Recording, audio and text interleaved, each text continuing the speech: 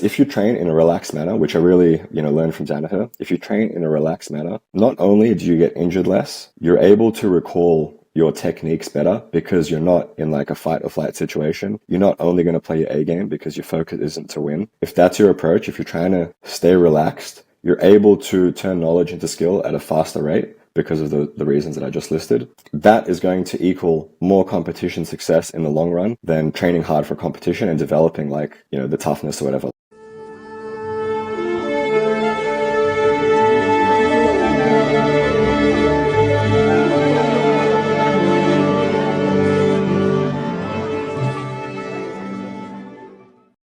Welcome to Forever White Belt. I'm your host, Adolfo Fronda.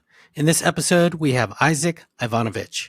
Isaac is a purple belt under the guidance of Lachlan Giles, has honed his skills through extensive training with luminaries such as John Danaher and Heath Pedigo. Beyond his technical prowess on the mat, Isaac exudes a rare intelligence and wisdom that surpasses his years.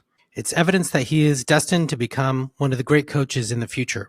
The buzz about Isaac's impact on the Australian Jiu-Jitsu scene is undeniable, and he's poised to make a significant mark on the international stage. Isaac's competitive journey has taken him around the globe, earning medals at prestigious events like the World Championships and the Pan Ams. Notably, he has clinched victories at the Pan Pacific and Australian National Championships multiple times, including a triumph at the ADCC Australia Open in the Pro Division. What sets Isaac apart is not just his success in competition, but also his unique training philosophy, drawing inspiration from the methods of John Danaher, Mikey Musumeci, and John Thomas. Emphasizing efficiency, Isaac prioritizes the study and drilling of only the most effective techniques, ensuring that every moment spent on the mats contributes to his continuous growth. Before we dive into our conversation, a friendly reminder to our audience, please don't forget to like, share, and subscribe, and explore our exclusive Forever White Belt merchandise.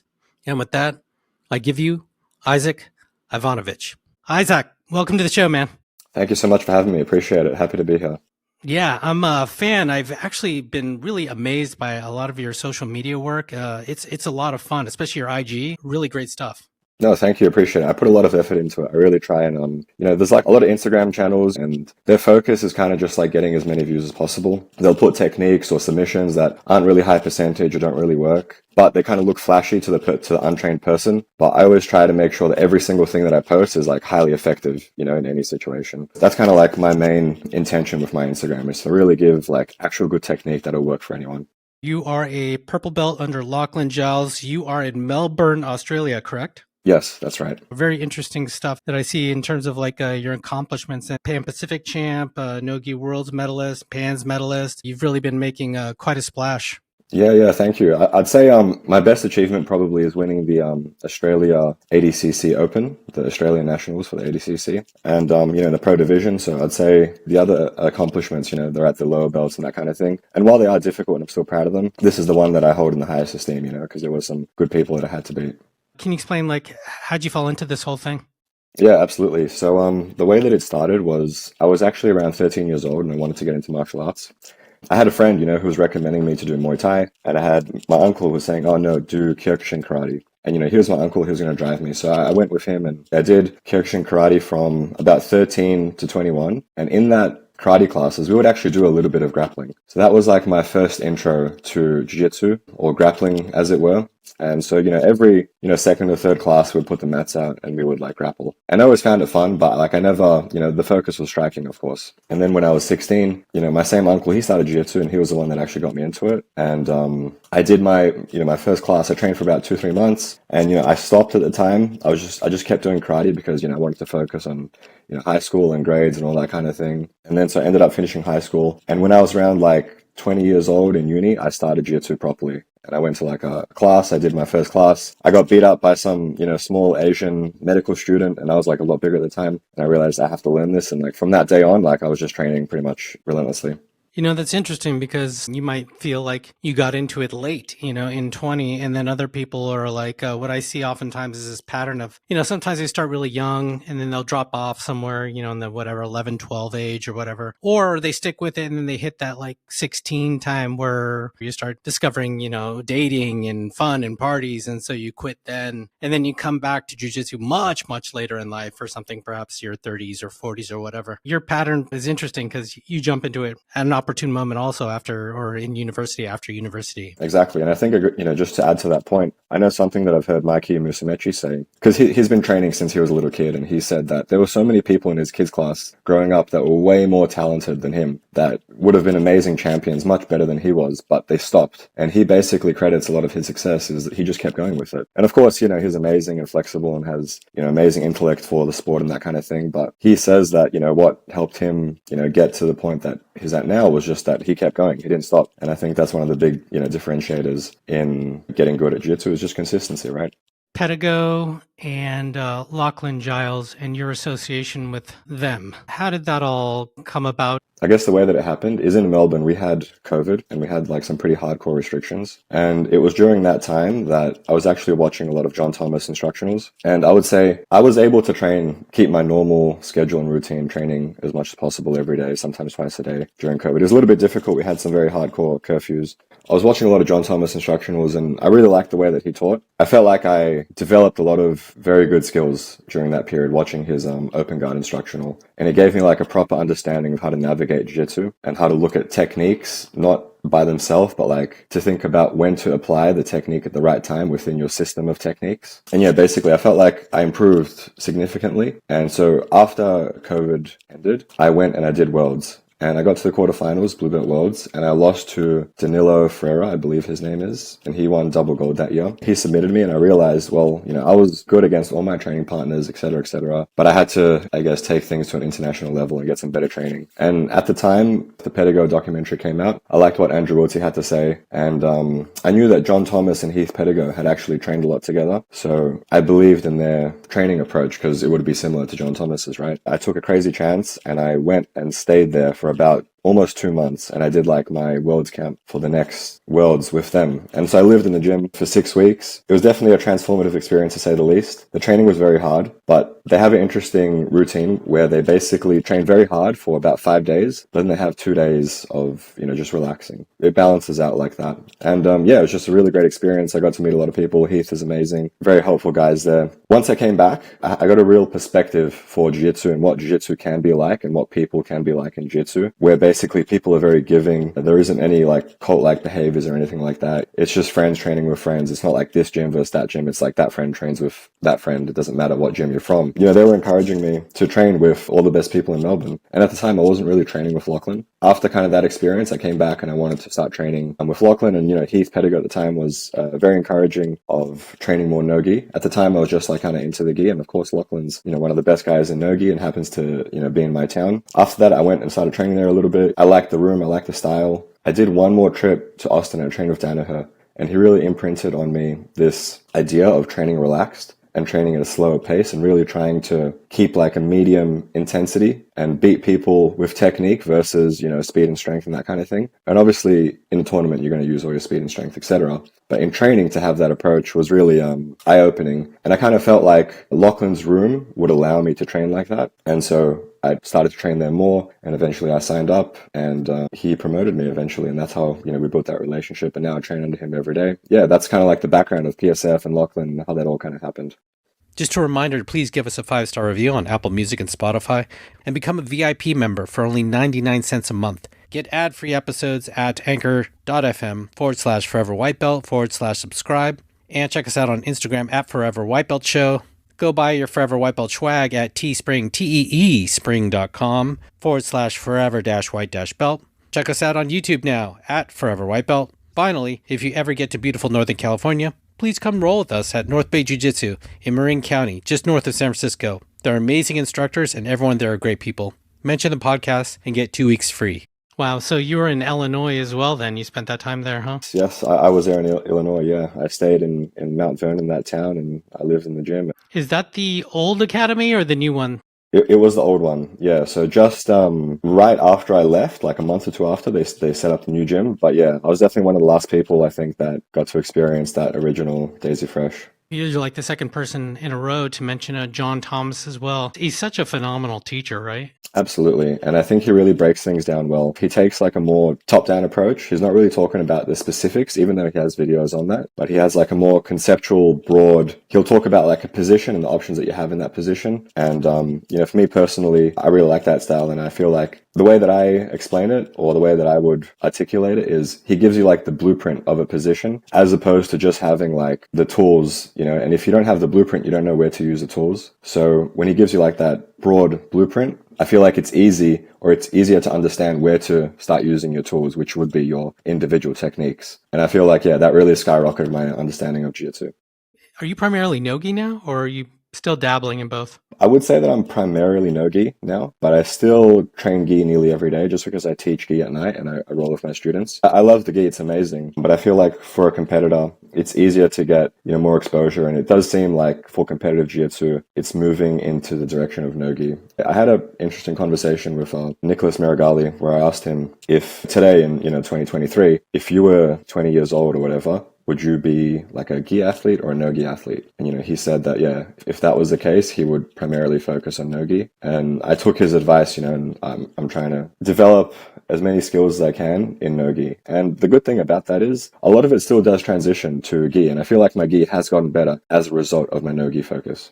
Where are you teaching, and how's that informed your jiu-jitsu, and how are you developing as a teacher? So I teach at Complete MMA, and I recently started teaching kids, but for a while I was just teaching adults. And it's been very interesting, and I feel like I really like John Danaher's teaching style, and I try to emulate that in my own classes.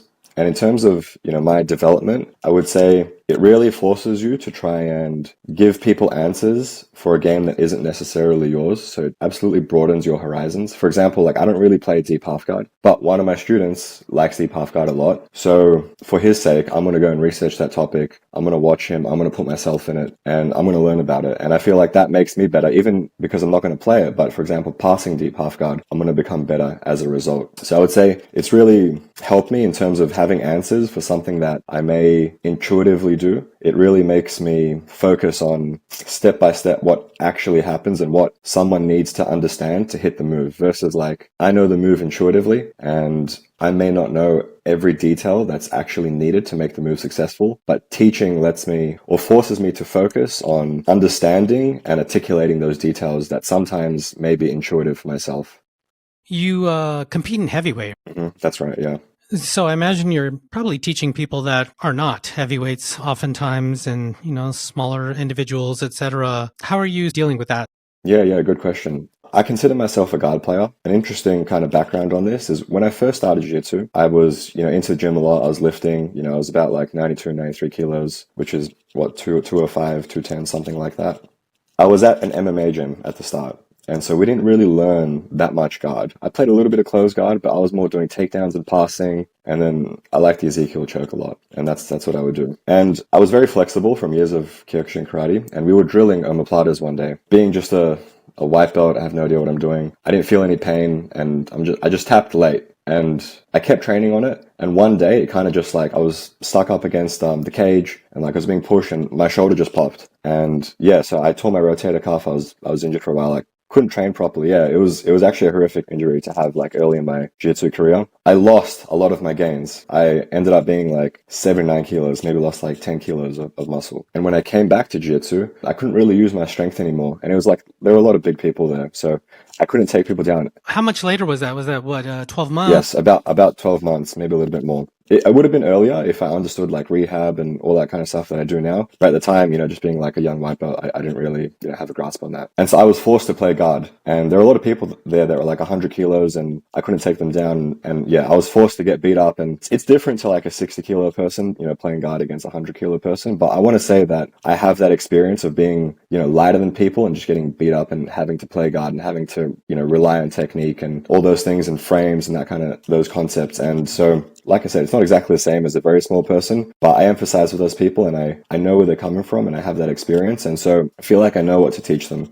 So people that are smaller, I really try to focus on inside positions where asymmetrical positions where they cannot attack you, but you can attack them. So, single leg X guard, butterfly, that kind of thing, I feel is really beneficial for smaller people. And of course, leg locks. So I understand how to teach a smaller person, and I always try to, in a class, maybe I show 6 techniques. I make sure that at least 2 or 3 of them are going to work for everyone. And then I'm going to have a few more specific techniques that might only work against your own weight class. Are you familiar with the ecological approach and your thoughts on that, if so? I am slightly. I'm not 100% sure on exactly what it means, but from my understanding, it's more of kind of just specifically training from a position and not being shown any techniques and kind of developing them on your own through like a game-like style of rolling. Is that correct? I'm not an authority as well. I've been asking everyone, and they give me a very similar answer. It seems like no one's really the expert, except maybe Mr. Souders. Yep. So I mean that's my understanding of it, and it was really interesting when I went to train with Danaher. There was like no ecological approach happening, and that was very shocking for me because I was doing almost an ecological approach. I felt like what worked the best for me was to watch a DVD, to watch a topic, to see the techniques, drill them just a little bit, just for like 5-10 minutes, and then go and have a partner and just do like some lower resistance rolling. And I felt like that was amazing for me. That's where I gained so many of my skills. So I was very shocked to see that when I got there to Austin, it was just like no resistance drilling and then rolling. And it wasn't like, we would do a lot of positional, but we wouldn't start in collar sleeve, for example, or we wouldn't start in single leg X or X guard and then just have those specific parameters. It was just seated versus standing or side control or back or turtle or mount. Okay, so there was nothing specific from guard, which is very interesting. And I know that Danaher is very calculated, in his training environment. So there must be a good reason for that. If I had to think about it, like what would that reason be? I think he values the mind-muscle connection and the muscle memory that you build when you know resistance drill. And I think he values that higher than, I guess, the ecological approach way to building those techniques. Myself personally, now at Absolute MMA with Lachlan, we do a lot more ecological approach. There's definitely a lot less drilling. I think if I had to summarize it, I would say the ecological approach is better for turning knowledge into skills. But if you only do ecological approach, you don't gain as much knowledge, because someone isn't there teaching you, 6 techniques. You just get shown one technique and then you start doing your low resistance drilling. So I feel like it's got pros and cons, and I feel like the con is less knowledge in the class anyway. You can obviously watch instructionals at home and come in, but it's still different to drilling the move and then rolling. So I want to say I feel like you need both. So you mentioned the lockdowns. I want to talk about that in Australia and its impact specifically on jiu-jitsu. I know it was pretty devastating here in the States, and looking back, your experience and your thoughts on that whole time and how it impacted your development, your training. For myself, it was a blessing in disguise because it forced me to really take my training into my own hands and have to research things on my own. Being a kid growing up on the internet, I feel I have a bit of experience, sifting through the internet and finding good things. And I feel like that experience with jiu-jitsu was, a blessing, and it really forced me to learn things on my own. And it brought me into where I am now. It was like the birth of the way that I think now. And I feel like that's got me to this point, and it'll keep carrying me through my jiu-jitsu career. And in terms of lockdown, it absolutely destroyed jiu-jitsu in Melbourne, at least. All the gyms were closed. Some people were doing secret training at their gym, but a lot of people were scared as well, and they weren't training. There was a very long time where things were kind of open, but you couldn't do any close contact sport, so jiu-jitsu was still banned. It was very hardcore. We had curfews. We couldn't leave past 8 p.m. We had to stay at home. So I was just doing, secret training in a garage with a friend. And it was amazing because, my friend at the time, he was also on the same kind of wavelength as me. And we did that ecological approach with a little bit of drilling. And it was still amazing. I learned so much and I got so much better. And it opened my eyes to the value of DVDs and instructionals and that kind of thing. And just like a funny story to give you the level of the lockdowns in Melbourne, we had curfews. I was walking my dog, and it's like at a time that you're not meant to be out. I see a helicopter over the top of my head. It passes by and I think nothing of it, but it actually circles around, comes back, comes down within like 10 meters of me, which is like 20 feet, and it puts like a light around me, like I'm some criminal, and I just pretended like not to notice them. Thankfully, they went away and they did it again and they left. And I realized at that point how kind of intense and hardcore, the government was taking things in Melbourne, and that what they were willing to do is, to spend the money to just kind of try and scare one person that was alone, nobody was around. But yeah, that was the level of the lockdowns. It completely obliterated jiu-jitsu. The gyms were closed, the tournaments were closed. And I was really upset because I felt like, that was the time where I was like entering, a good competitive blue belt level. And I really wanted to compete as much as I could. And that opportunity was taken away from me. Seems to be, I don't know if it's a defunct account or not. It's on nutrition. Yeah. Can you tell me about your foray into nutrition? Yeah, absolutely. There was like a time I was basically doing personal training and nutrition on the side, and I was pretty passionate about it. I mean, myself personally, there was basically 1 year where I got sick. Like I just had like the cold all the time. And it was a bad experience. Eating healthy should prevent these things. I always thought that eating healthy was just like not eating soda and not eating junk food. And I didn't really understand, the difference between processed food and like nutrient levels in different types of foods. And so my conclusion is that the more vegetables you eat, the more plants you eat, the healthier you're going to be. And I believe the reason why is because fruits, vegetables, berries, seeds, nuts, whole grains, legumes, they have a higher amount of nutrients compared to, let's say, animal-based foods. Animal-based foods are good for protein, and obviously you need your protein. It's very hard to get enough protein if you're only being a vegetarian. However, the thing is, they have less antioxidants, okay? And antioxidants, I think, are some of the things that help you recover from hard training, that keep you less sore. So I guess it's got its pros and cons. You got more protein, you'll build more muscle quicker. But in my opinion, I believe you're going to recover from hard training in a longer amount of time, and you'll be a little bit more sore. A personal anecdote is when I was training a lot of gi, and I wasn't really having like a great diet high in antioxidants, my fingers would get really sore from all the grips that I would be making. I'd wake up in the morning and I'd sometimes struggle to like open my hands. But I noticed that when I started eating basically like way more antioxidants, way more berries and dark leafy greens, that went away from me. My fingers never really got sore after that. I'm always promoting to my friends something called moringa powder, and it comes from a tree too. And I was reading about like all these farmers in the Midwest here in the States that just couldn't afford arthritis medication anymore, and they stumbled upon this, and it was a godsend for them, And I'm like, and I had these geep finger pains too, just as you were articulating, and I took some of this stuff. Now it worked for me, and I was blown away. Yep. It's kind of a testament to what you're saying, like a green leafy substance. Yep, exactly. And moringa powder is an absolutely amazing plant. It's very high in antioxidants. And one of the antioxidants that it does have in it is called sulforaphane. Dr. Rhonda Patrick, it became very popular at one point because it has, sulforaphane itself did, because it has like a lot of anti-cancer potential and even like nootropic benefits. And it's a very strong antioxidant. And moringa powder is of course a very high source of it. And I take like a supplement of it every day. I have moringa powder. I put it in my breakfast. I take pills of moringa extract. Yeah, I think there's a lot of little things like that you can do that will change the way you feel more than you'd expect. Can you tell me or maybe a couple, but one of them that's sort of top of mind, an aha moment for you in jiu-jitsu? Yeah. Well, coming back to John Thomas, there's two little techniques or movements that I feel like were I think as a white belt, probably the most pivotal thing was not putting my feet on the floor to defend a pass, but high pummeling and throwing a lasso over the top onto my opponent's shoulder or chest and squaring myself back up with them. And just that little movement saves you so much energy and, strength. You have to push someone away. But instead, you can just throw your leg over. And for me, that absolutely changed my game. And I was like, whoa, this is how jiu-jitsu meant to feel. Like, this is actually efficient.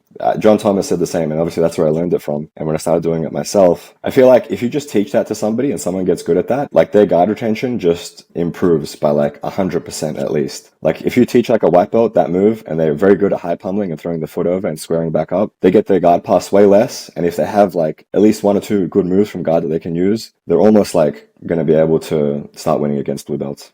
What does your daily training look like now? I'm not talking about like competition training. I'm just talking about your general training, but maybe you're just constantly in competition training, or maybe give me a glimpse of both. For this recent ADCC trials, we were doing a lot more competition training where the purpose was to win and to go hard and not to give up points. And we're actually doing some wrestling. And I was going for an uchimata. My opponent countered me with double unders, and I went for like another counter where I do like a lat drop from that position. And, we were in competition training. We were desperate to win. And I feel like that's the time that you get hurt. And of course, wrestling, I did a lat drop, uncontrolled falling body weight. And I actually fell on my fist like this on the floor. And I actually broke this bone. It like snapped in two places. So he's pointing to, what would that be? Just for the people that are listening. Yep. I broke my fifth metacarpal in two places. The side of your fist, people, if you're not, anatomically sort of like educated. Yeah, and they called it a boxer's fracture. And it's funny that I got it from jiu-jitsu. Yeah, it completely snapped in two places. And it really brought me back to like, I think this is a lot more fruitless than, I don't really like competition training. I feel like there's so many more skills that I need to gain and build into my game. And I feel like competition training doesn't really allow that because you're desperate to win. When you're desperate to win, you're playing your A game. Of course, you get injured more. I got injured and it completely ruined my ADCC camp. I couldn't train for like 4 or 5 weeks in the lead up to it. So I only had like, a week or two of training, it was like subpar as well. And I feel like I didn't do that good as a result of that. Whereas if you train in a relaxed manner, which I really, learned from Danaher, if you train in a relaxed manner, not only do you get injured less, you're able to recall your techniques better because you're not in like a fight or flight situation. You're not only going to play your A game because your focus isn't to win. If that's your approach, if you're trying to stay relaxed you're able to turn knowledge into skill at a faster rate because of the reasons that I just listed, that is going to equal more competition success in the long run than training hard for competition and developing the toughness or whatever. Like I can roll hard, it's not a problem. Like I can turn it on. And so in the future, I'm only going to do that kind of training like 1 or 2 weeks before a competition. I'm going to focus on every single day, like in the morning, we do like our pro session at Absolute MMA. And so I like to do the technique that we have a little bit at the start, just like one move that we do, and then we start the ecological approach for whatever the topic is that day. I might do mount or cat dog, as Lachlan calls it, or whatever it is. And then I like to do 6 positional rounds. I'll do 1 round from mount, so bottom and top, 1 round from turtle, attacking, defending, 1 round from back, attacking, defending, 1 round from saddle or cross-ashi, attacking, defending, and then I'll do 2 open rounds. And the whole time I'm trying to win, but I'm trying to win at using the moves that I'm trying to develop. I'm not trying to win the encounter no matter what. I'm trying to win by using whatever it is that I'm working on, whatever that technique is. So I win if I am able to successfully start working, the move that I'm trying to develop. That's my daily training in the morning. And then most days I'll do like a quick 30 or 40-minute gym session after. I'll go home, I'll make content, I'll work on things. I'll try and basically make money so I can, do my jiu-jitsu stuff, whatever. And then at night I'll teach. And prior to teaching, I'll watch some jiu-jitsu, I'll watch some matches, or I'll watch a DVD, whatever I feel like my students need, whatever the focus is. And then I'll go and teach that. And then I'll roll with the students as well. And I'd say that's like my daily routine at this point. So speaking of your teaching then, are you going by like some sort of curriculum, or are you just filling where you think there's holes for that particular day? So pretty much I copy Danaher's methodologies with teaching. And what he likes to do is he basically likes to teach to the top 10 students in the room. And so I will basically rotate through things that the top 10 students in the room need. However, if I have enough time, I'll do 45 minutes of technique, 45 minutes of rolling or, live drilling. And so in those 45 minutes of technique, I like to show 4 to 6 moves. And the first 2 to 3 moves will be a lot more simple that everyone in the class can benefit from and everyone in the class needs. And then the last 2 or 3 moves will be more complex and there'll be more for those top 10 students. And the way that I like to teach, which is exactly what Danaher does, is those first 3 moves. For example, let's say my student needs like this particular half guard back take, but the other beginners in the room don't necessarily need that half guard back take. So what I'll do is, and what Danaher does is, we'll start from bottom mount. We'll do an elbow escape, which is a fundamental move that everybody needs. And then I'll turn it into half guard. And then I'll show the attack from half guard there that I want the more advanced students to learn. So that way it's like a few moves in one. It is a little bit more complicated, but the whole class gets something. And so I can have like a fundamental move that the beginners need. I basically turn escapes into different attacks. And that's how I like to teach to the class. What makes a great student? It's a good question. I think what makes a great student is somebody that is consistent and dedicated and has a good attitude towards training. And I think somebody that is coachable. So for example, what I mean by someone that's coachable is somebody that will listen to the feedback that I give. And what I mean by that specifically is if I have a student that's trying really hard to win, they're desperately, they're rolling really hard every single day. And I tell them, hey, it's great that you're rolling hard. I like that, but I want you to try and roll in a more relaxed manner so you can integrate more of the moves that we're practicing in class. Because jiu-jitsu is really fun. It's nice to get after it and go hard. But when I see someone be able to take that step back and, do what I'm telling them and take the step back in intensity to focus on technique, I think that's what makes an amazing student. Someone that can wind back their desire to have fun in order to be able to delay the instant fun for like long-term fun. Okay. So just to delay the instant gratification, I guess, of winning the round. That's what makes a great student. Someone that is, of course, dedicated and consistent, willing to take on board what I tell them. And of course, delaying instant gratification, delaying the fun of the role of winning for trading it for getting better in the long run. What's interesting you right now? I mean, for myself personally, what I'm working on at the moment, what I'm really focusing on is I'm really trying to work on my cross-ashi entries, my saddle entries, and then trying to, hold someone there and finish them. And, I've been getting into Jason Rau's cross-ashi DVD, where basically, sadly, seems to be the case that the best attack is turning it into an outside heel hook from the saddle. And I've been having a lot of success with that. His DVD is really great. It's been working excellently for me. I like to get someone there and be able to force the finish, even though it's not really how jiu-jitsu works, but I like to be a perfectionist. And like, I'm saddened to hear that, the inside heel hook, is not always, the safest option. It's funny that the outside heel hook or outside attacks in general are sort of making a quiet comeback. It seems like everyone slept on them for a while. Yeah, and I don't know if that's just like because everyone's getting really good at, defending cross-ashi and spinning, and that's just opening it up, or the fact that it is actually better. Is it more just like because that's the main tactic and that's what like the meta is like shifting towards, or because it's actually a better attack? I'm not sure. Like it might come around that inside heel hooks become better when people, start focusing more on defending the outside heel hook.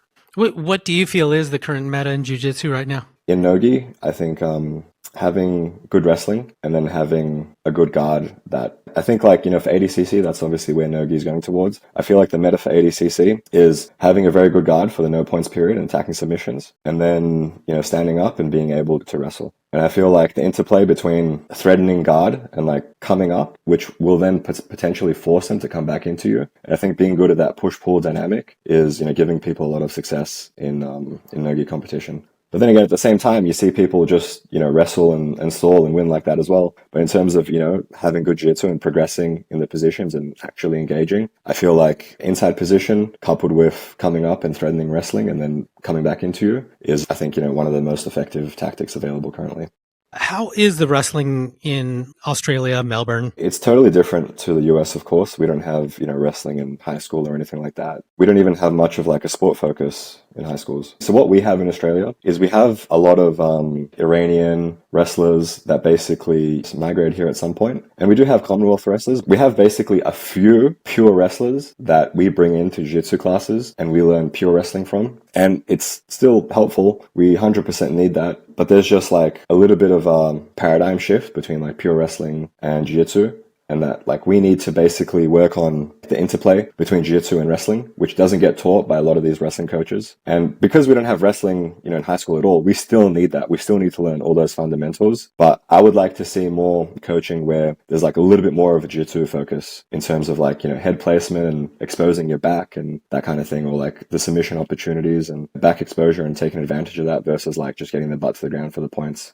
What an advantage for you, having spent time in Pedigo, so you could see this firsthand and learn this stuff firsthand. Michael Pixley, he's an amazing wrestler. We have very similar dimensions, and I would say he's been like my biggest influence in, my wrestling game. He was very helpful to me when I was there. He was really amazing, such an amazing guy. He helped me a lot in, developing my game and he spent a lot of time with me. And so I would say a lot of it's based on him. And he has this approach where he doesn't really shoot too much. He'll more counter wrestle and he'll use their kind of force to throw them by and attack foot trips off there. And he'll let people shoot and then, take like an overhook and do a lot of judo. And so I took a lot from that. It's interesting to see him, an amazing wrestler, transition his game into jiu-jitsu, and that's like the route that he's gone. He doesn't shoot too much, doesn't expose his neck. He's more counter wrestling and using like upper body clinch throws and throw-bys and that kind of thing. Obviously, I'm nowhere near as good as him, but I am able to have success with it. But because I'm not as good as he is at that game, I have thrown in a little bit more shooting, a little bit more standard wrestling. For me, combining those and having that kind of gold standard in mind is where I've taken it, and that's kind of like how I'm thinking. Can you tell me a time that you wanted to quit and why? Yeah, good question. I've never really like wanted to quit. Like I love jiu-jitsu. I wouldn't say necessarily like I want to stop, but sometimes it's like, man, do I have to train like 6 hours today? Like it'd be so easy just to do one session and but my main experience with this was when I wanted to go for like 3 months, which is a maximum visa in Australia to go to the USA, and I wanted to go and spend 3 months with Danaher, and that was my plan. So I got like a job where I was a journalist. I was there in the office and I was working from home, and I didn't have as much time to train. Like I would finish work, I'd go straight to training. I'd train for like 3-4 hours, but it's still a lot less and it's easier than what I was doing. And I kind of realized, or I got like a perspective shift, like this is the easy way out. Like you have a job, you're making like, pretty good money. You're not killing yourself all day, every day. Like you're sitting down, you're talking to people, you're laughing, you're having a coffee. You're not stressed every day, like trying to wake up and have to go to training and get beat up and whatever, and rack your brain, physically demanding and like mentally as well. You have to figure out this technique. Like it's like a race against time. You have to get good, like as good as possible in the time that you have. Like you're gonna get old eventually, so you have that stress. And like I was basically able to compare it to like a basic 9-to-5 life where and I watch like the people around me, like life is easy in comparison. Like you go to work and you get paid and you go home and you watch some TV, you have nice sleep, you're not beat up, you're not injured, and you come back the next day, you drink a beer, you eat like a pizza, you don't care about your diet or anything like that. And like, it was easy to be influenced by those people and to see like how easy life could be. You're not making a lot of money from jiu-jitsu. Like it's easy to just have, like I have a degree as well. Like I could get a job and make way more money. And I was able to see where life could be. And it's not that I wanted to quit, but there was that kind of temptation. Like, wow, life could be this easy. And instead I'm getting beat up every day, all day, every day. trying to get better, and then sometimes you lose. And, like, for example, when I went to Pedigo at that time, I trained for 6 weeks, very hard training, really learning a lot, completely immersed in jiu-jitsu, and I lost in the quarterfinals. Like, I lost an advantage. And it's like all that effort that you put in and you can lose, it can be for nothing. And having that comparison to the 9 to 5 and how easy things could be, I didn't want to quit, but I really saw the other side. And that was like a big moment for me where it put into perspective the decision that I was making. What do you see in your future? And do you eventually see yourself opening an academy? Like, what's it look like for you? Potentially, like, it's something that I may do in the future. Although I am very happy teaching where I am. I'm good friends with the owner, Siraj, and, we have a good relationship and it's very mutually beneficial. But how would I put it? Like, Levi Jones Leary and, the Meows, and I was influenced by them when I was a white belt, and they trained and Mikey, they trained like 10 hours a day, whatever, drilling as much as possible and that kind of thing. And I tried that at one point. There was a long time where I did train that much. And I don't know how much it helped me. I definitely improved a lot. And, there was changes that were happening. But I think that, Danaher's approach, and I've asked him this question, he believes the optimal training routine is just 7 days a week, twice a day, just like hour and a half, 2 hours each session. That's it. And so training 4 to 5 hours a day is really not that hard. And it leaves a lot of room in your day to do other things, to work online. Like, I have an e-commerce business personally, and, I sell products and stuff. And so that's what I do, in between my sessions. And I think, Maki Musumeci, for example, he won worlds and he was training as like an intense routine, but he was still studying a law degree. And I think he finished the law degree while competing and winning. So it's definitely possible. Just don't be lazy. Training 4 to 5 hours a day, it's not that big of a deal. I can maintain that for the next 10 years. And I still think that's an optimal training routine as long as I'm researching and thinking about it a lot on the side, thinking about my roles and watching even just like an extra hour or two, which you can do at home. People will, work 8 hours and come home and watch TV for 5 hours. And that 5 hours, I can do all my training in a day. And I still feel like it's enough to progress adequately or even optimally, I would say. I plan to keep this routine up for as long as possible. And outside of that time, I'll expand. I'll, make as much content as I can. I'm going to teach online. Yeah, I really want to teach online. Like, that's my main focus. I want to keep my training routine as much as I can, teach online, and, use other various online methods to try and, support myself along with the teaching. And I think it's very sustainable and possible, as long as you're not lazy. Gordon says it all the time, like, a lot of jiu-jitsu guys are lazy. As long as you're not lazy and dedicated, just like any pursuit in the world, it's possible to do whatever you want, really. I see that you do have an offering now of teaching online, correct? Yeah, I offer online privates, and I filmed an instructional recently, which is going to come out on Jiu-Jitsu Clan in the near future.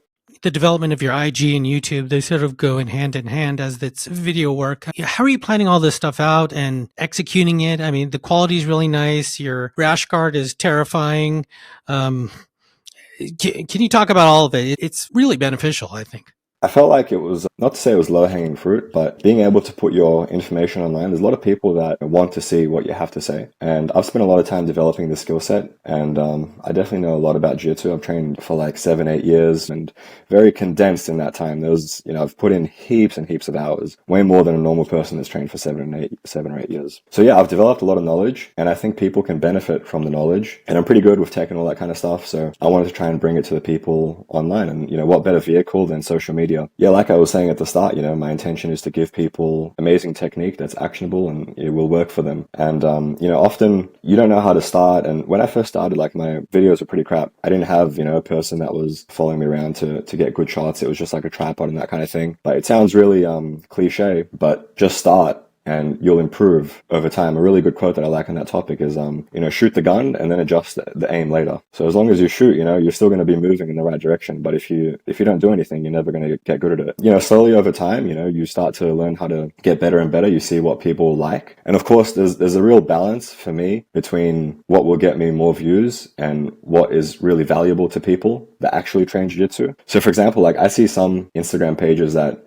just blow up to like 100K and all they do is just show meme submissions and then make faces at the camera. And while that would be the easy way for me to sell out and just get heaps of followers and all that kind of thing, like, I can't do that. Like, right. And it's not you. It's not me. Like, I'm not being authentic to what I want to do. And, for that person, like, that's fine. I understand. Like, that's their style and, that's them being authentic. But for myself, like, I want to make sure that what I show is the best technique available, which, a lot of it I've learned from, amazing people like Mikey, John Thomas, Danaher, Gordon, et cetera, et cetera. Like, what I think about in my own creative process is, like, what kind of videos do I like? Like, what are my favorite John Thomas videos? What gave me the most value? And then I try to basically make content on those topics or frame things in that narrative. other jiu-jitsu or non-jiu-jitsu voices that have influenced you? There's like a sentence that I use to summarize my approach to jiu-jitsu. I believe it was, I use John Thomas's thinking framework, and that's like the way that I think about jiu-jitsu and conceptualize it. And then I use Danaher's systems to actually run my jiu-jitsu. And then I add in Mikey Musumeci's details on top and the way that he thinks about things. So I guess I think about it like I was John Thomas, okay, thinking about things as like a position, then you have techniques, and you can't use any technique at one point. You have to wait for the right time to use it. It's like a system, and the system calls for a different technique at a different time. And then I use Danaher's system, and obviously his techniques. And then I plug in Mikey Musumeci's details over the top of that skeleton. So it's like I have the Danaher skeleton, I have the John Thomas brain, and I have Mikey's details. And that's my thought process and influence in how I think about jiu-jitsu. Isaac, can I get your thoughts on how hobbyists should train versus a competitor? Yeah, absolutely. It's a good question. So the thing is with hobbyists is they can only devote so much time.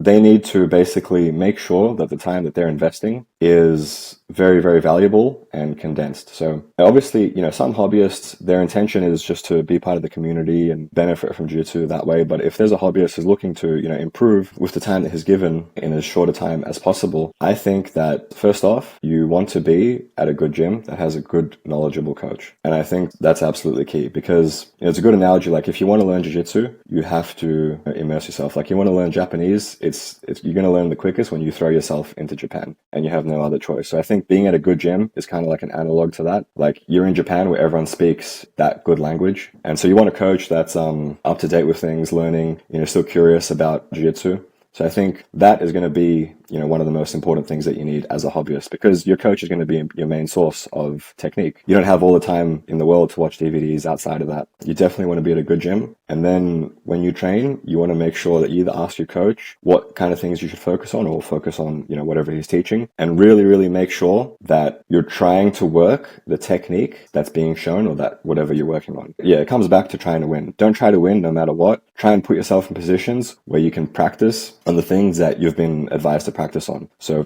for example, let's say you got a white belt and you have to tell them, I want you to learn side control escapes first. They need to basically make sure that whenever they're in side control, or they can start from side control, they're not benching out. They're not like trying to use strength or whatever they need to get out. They're really thinking about using the technique. And if you're thinking about using the technique, you're going to be able to get more reps of the technique naturally, and you're going to be able to integrate it quicker. And so as long as you're thinking about things in that way, you're actually trying to use the techniques that you're focusing on, working on, you're going to be able to improve at a much quicker rate. So you can only train 2-3 times a week, but if those 2-3 times a week that you're training, you're actually putting yourself in specific positions and you have specific goals in mind, you're going to be able to improve much quicker, given you're in a great room where you're learning good techniques and you're told to focus on the right things.